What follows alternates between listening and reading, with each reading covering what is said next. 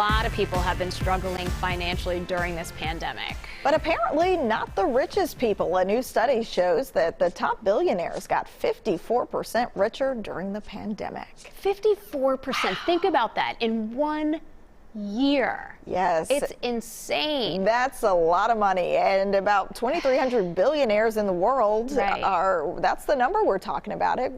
Pretty small when you think about it. But the financial impact of the pandemic, when our habits changed, so did their wallets. Amazon's Jeff Bezos racked in $178 billion. I mean, and that's up from 178 billion. That's up from 113 billion.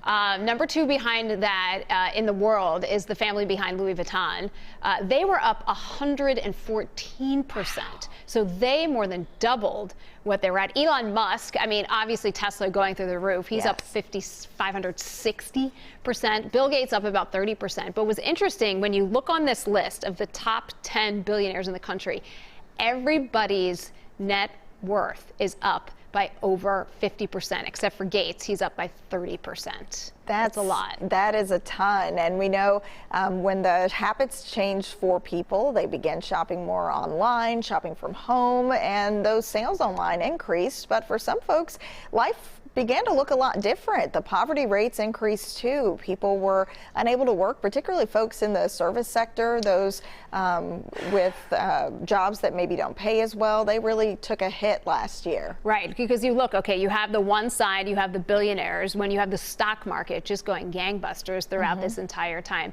It's a lot of people trying to figure out how can we live in a society like this where you have that happening at the one end, and then you have the other end, the poverty rates going up there too, because if you look at the jobs that disappeared, 80% of them were to low-income workers there too. So they keep talking about this kind of K-shaped recovery, that people who are doing well are doing great, but people who are not doing well are really not doing well. And that really affects jobs like in the service sector. When you think about restaurants and businesses that rely on that foot traffic coming in the door, when it's not the same, some of the folks that take that hit, they're people of color, people who are just trying to make ends meet in some cases, and they're just not getting the same dollars. And you wonder, Shayla, if this makes people think differently about billionaires, because I think in the past, you know, decades ago, we thought, well, you work hard and you get what you deserve. But it seems like from the polling that's going on that this idea of just this huge